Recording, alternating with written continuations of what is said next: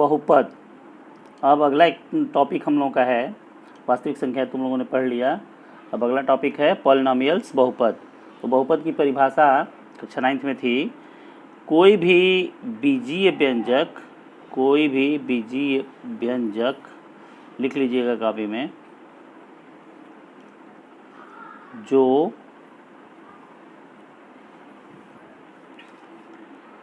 a0 plus a1x plus a2x square plus dot dot dot plus an x to the power n के रूप में हो,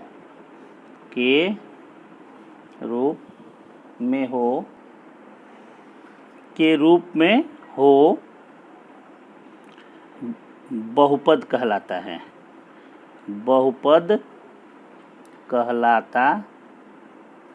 है, ये परिभाषा है, इसको नोट करना है। तो इसे हम लोग कभी कभी px से भी डिनोट करते हैं, px। चलो बाद में इसको नोटेशन देते हैं, px कैसे लिखते हैं। तो कोई भी बीजीय व्यंजक जो a0 plus a1x plus a2x square plus dot dot dot plus an x to the power n ये मल्टीप्लाई है, के रूप में हो, बहुपद कहलाता है। अब यहाँ पर a0, जहाँ a0, a1, a2 ये सब क्या हैं, an अचर हैं।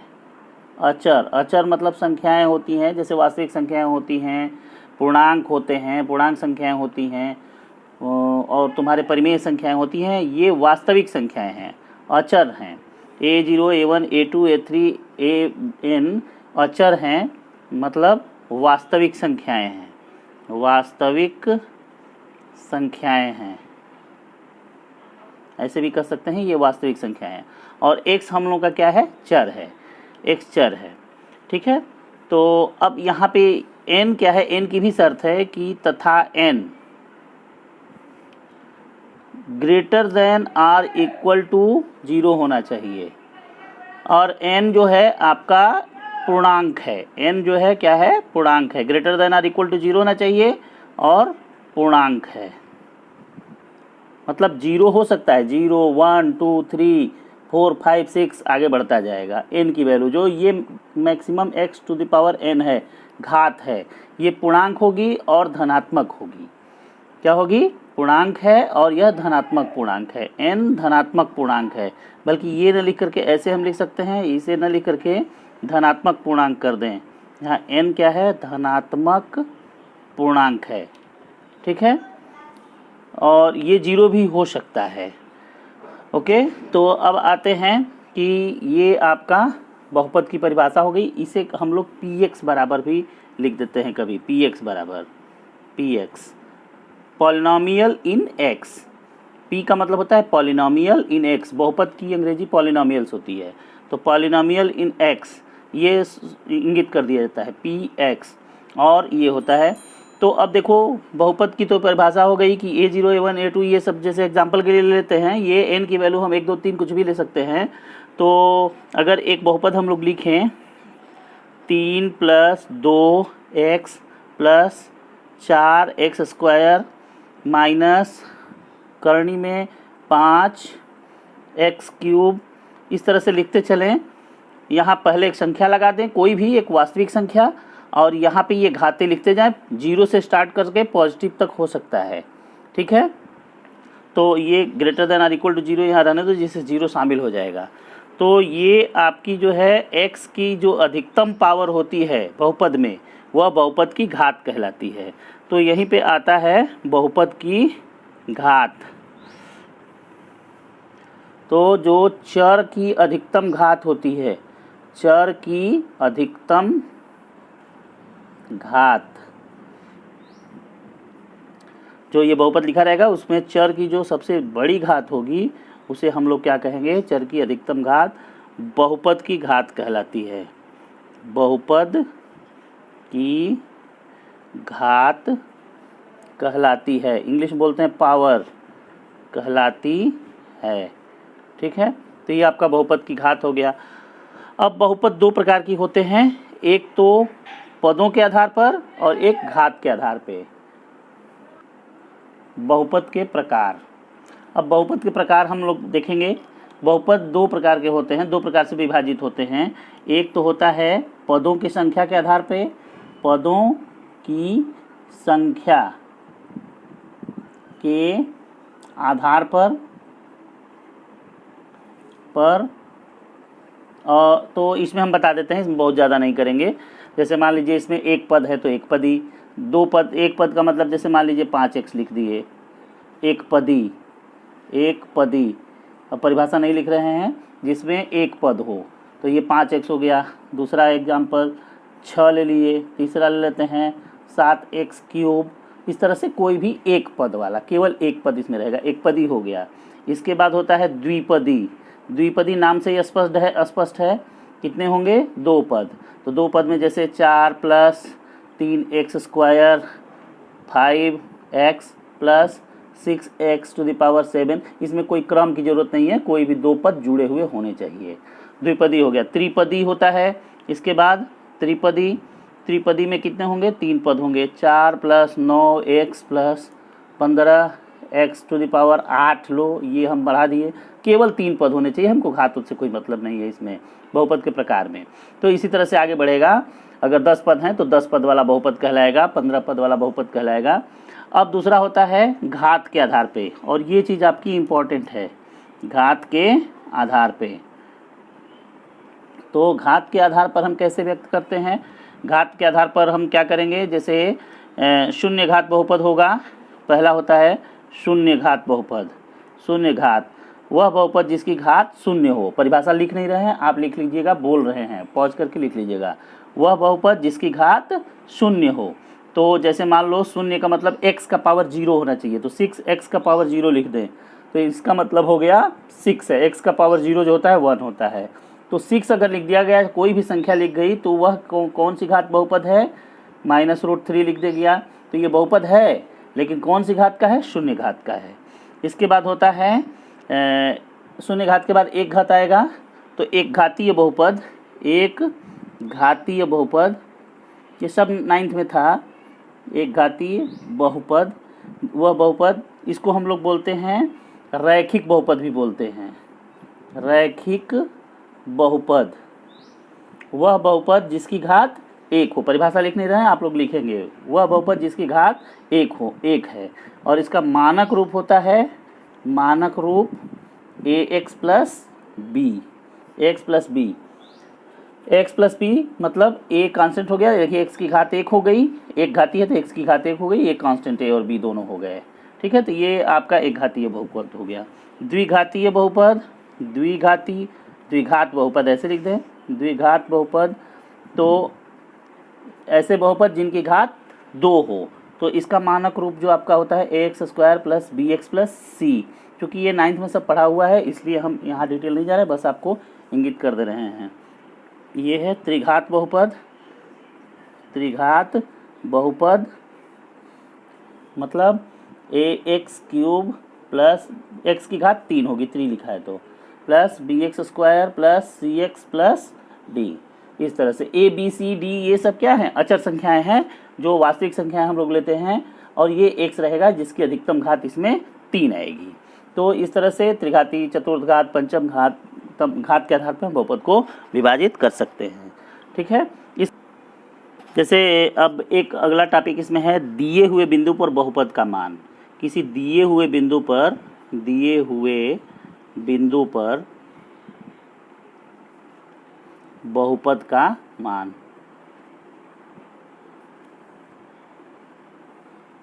अब जैसे मान लो कि दिया हुआ बिंदु x बराबर दिया रहेगा, x का मान दिया रहेगा, x बराबर जैसे मान लो 5 दे दिया गया है, यहाँ पर हम एग्जाम्पल ले रहे हैं, और px बहुपद जो दिया गया है वो आपका रहेगा द्विघात बहुपद रख सकता है, एक घातीय बहुपद, रैखिक बहुपद रह सकता है, त्रिघातीय बहुपद रह सकता है। तो एक यहाँ पे हम द्विघात बहुपद ले रहे हैं, 5x² - 3x + 2, ये एक द्विघात बहुपद है। इसका सिंबल हम बताएं कि px लिख सकते हैं, पॉलिनोमियल इन x। तो ये बहुपद है, इसको सिंबलाइज कर लीजिए। तो x बराबर 5 पर हमें अगर बहुपद का मान बताना है तो हमें क्या बताना होगा, p5 का मान बताना होगा। तो देखिए यहाँ पर x को हमने किस चीज़ से रिप्लेस कर दिया, 5 से।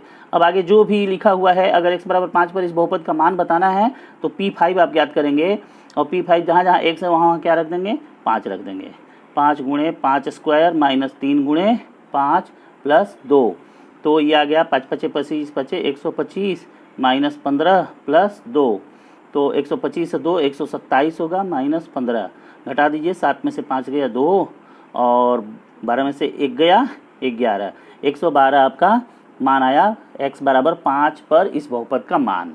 तो P5 निकालिए, चाहे x बराबर सीधे 5 इसमें रखिए, ऐसे करते हैं तो ज़्यादा सिस्टमेटिक लगता है।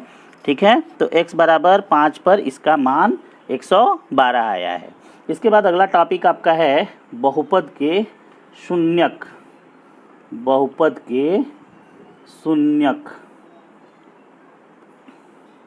ये इंपॉर्टेंट टॉपिक है। बहुपद के शून्यक का मतलब कि वह x का मान हम रख रहे हैं तो बहुपद का मान आ रहा है ना, तो x का ऐसा मान इसमें रख दिया जाए, x का ऐसा मान इसमें रख दिया जाए कि ये मान शून्य आ जाए। बहुपद का शून्यक मतलब क्या हो गया, x के वे मान या चर के वे मान, x के बदले में हम क्या लिख सकते हैं, चर के वे मान। अरे यहाँ x चर है, कहीं y चर हो सकता है, कहीं कोई दूसरा चर हो सकता है, तो चर के वे मान जो बहुपद को शून्य कर दें। क्या कर दें, बहुपद को शून्य कर दें, शून्य कर दे, क्या कहलाएगा, बहुपद के शून्यक कहलाएंगे। बहुपद के शून्यक, ये शून्यक कहलाते हैं। अब जैसे एक एग्जांपल के लिए लेते हैं हम x माइनस 3, ये एक बहुपद है। कौन सा बहुपद है, एक घातीय बहुपद है, तो इसको हम px भी लिख सकते हैं। लेकिन अगर आपको बताना हो, केवल इतना ही दिया है कि इस बहुपद का शून्यक क्या होगा, इस बहुपद का शून्यक क्या होगा, तो वह मान बताइए जिससे क्या ये हो जाए, शून्य हो जाए।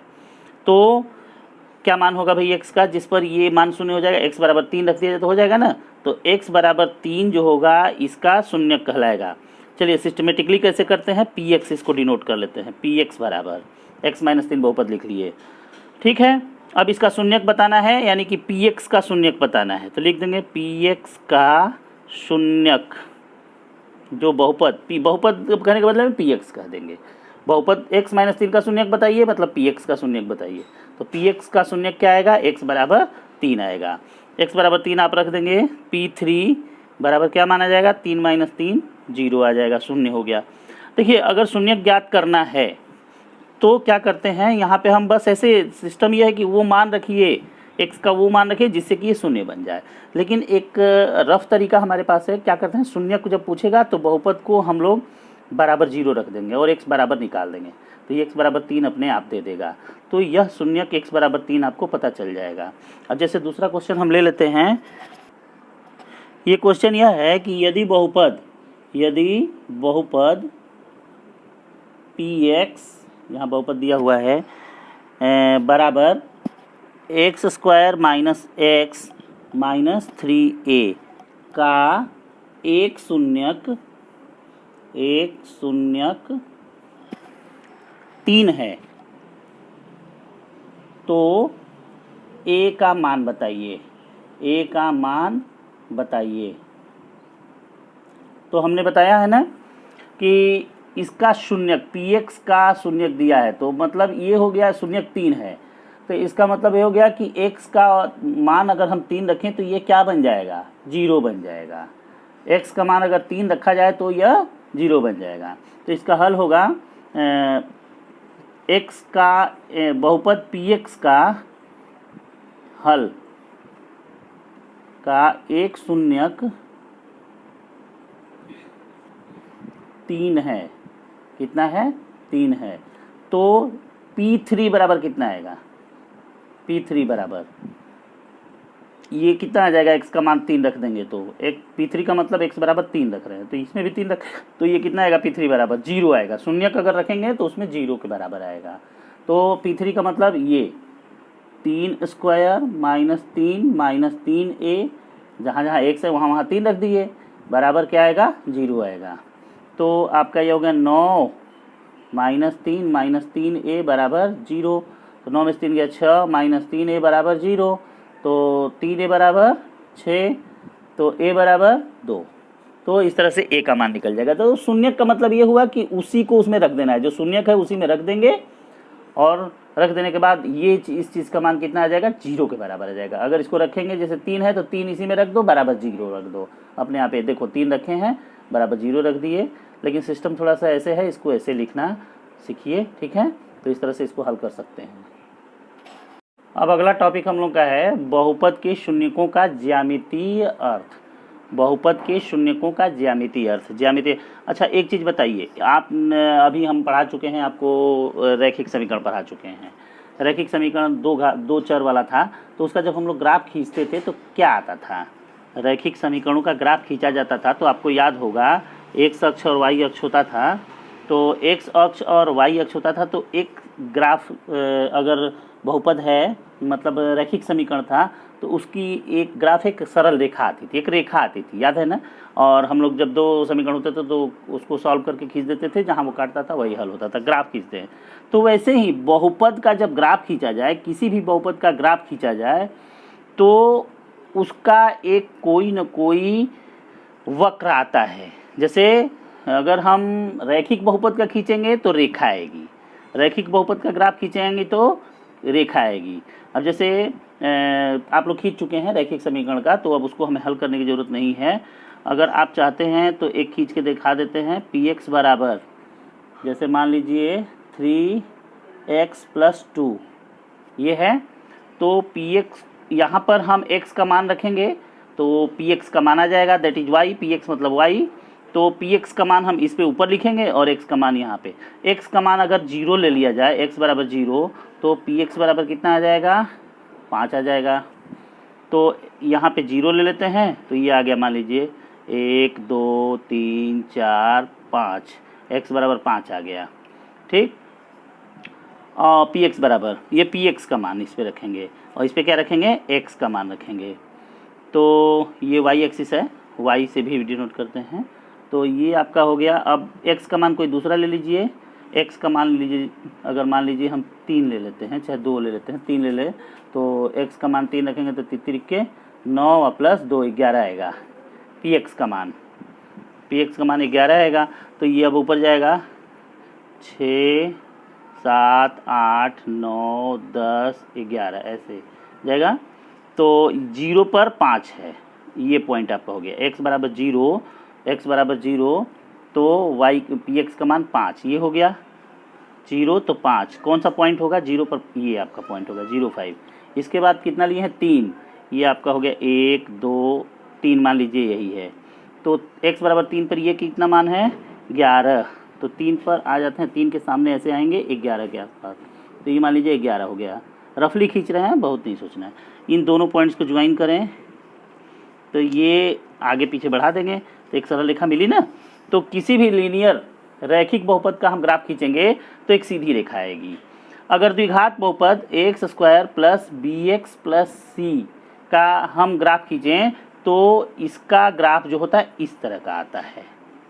कितने तरह का, इस तरह का या इस तरह का आएगा, ठीक है।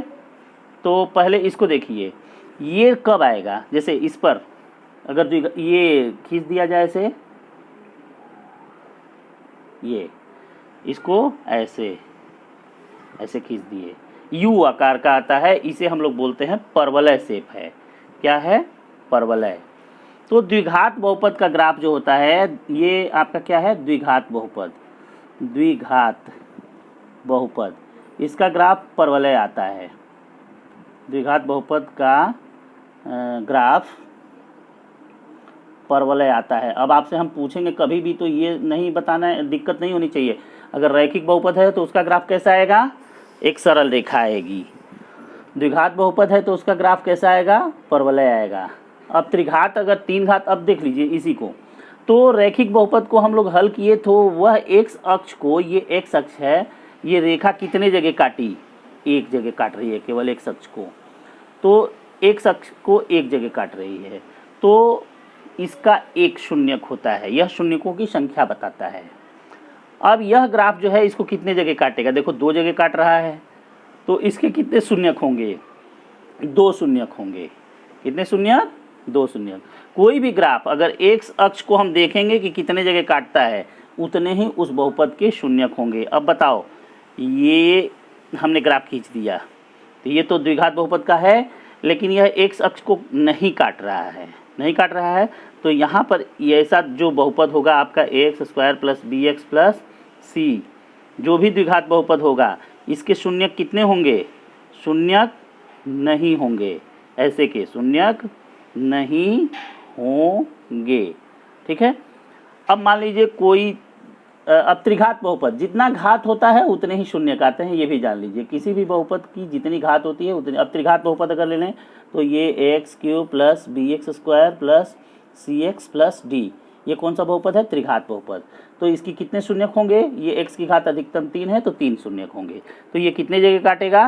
3 जगह काटेगा। ऐसे देखो, ये 1 2 3, एक्स अक्ष को जितने जगह काटता है उतने ही शून्यक होते हैं।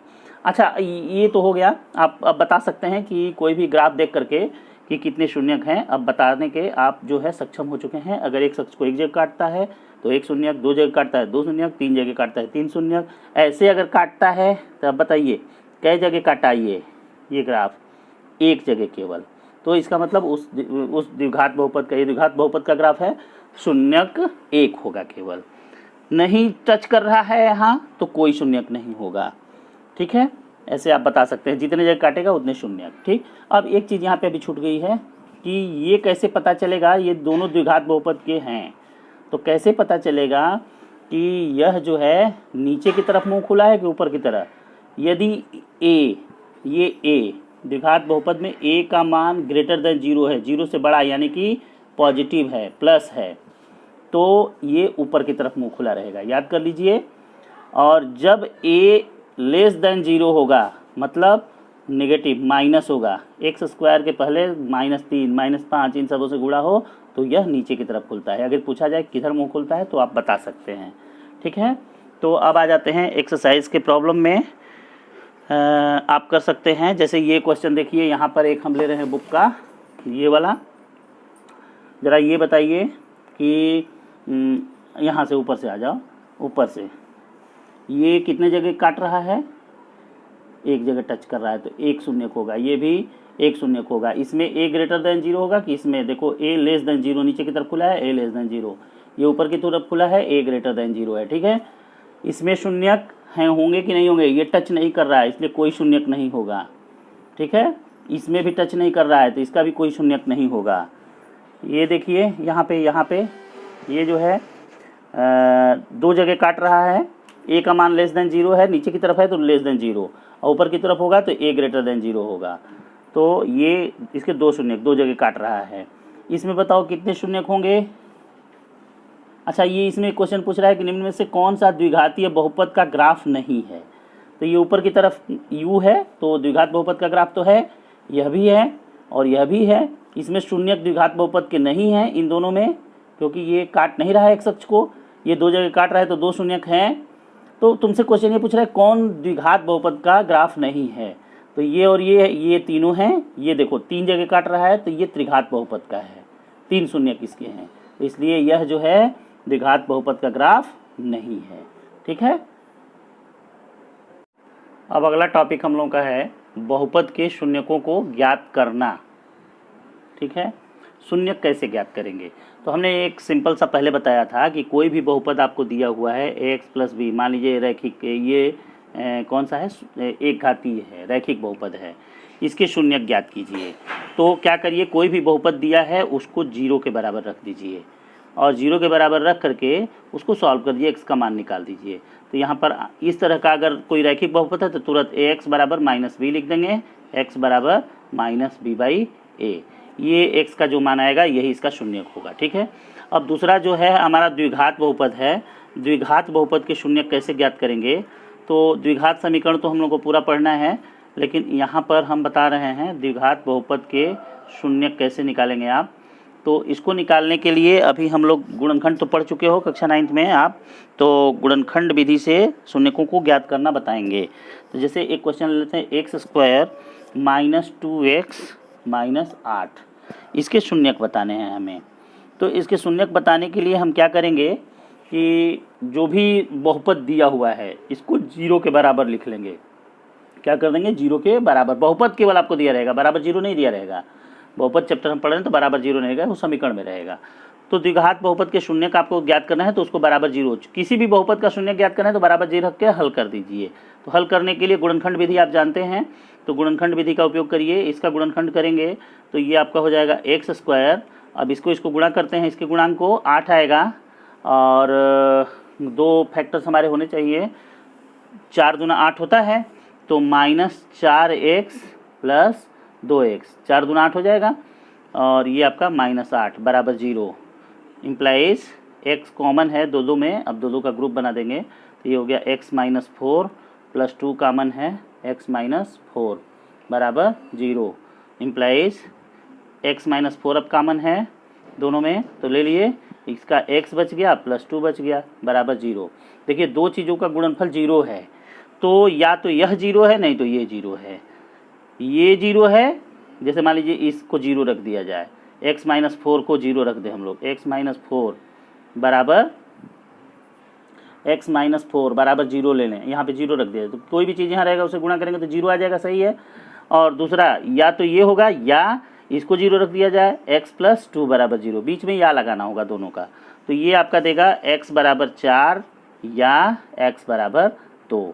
तो इसके दो शून्यक हैं, x बराबर 4 या x बराबर 2, या x अक्ष को x बराबर 2 या x बराबर 4 पर काटेगा अगर ग्राफ प्लॉट किया जाए तो इतना नहीं। बहुपद के शून्यक कैसे निकालेंगे ये हमने बताया, इसको निकालना सीख लीजिए, कुछ क्वेश्चंस कर लीजिएगा तब आगे बढ़ते हैं, ठीक है।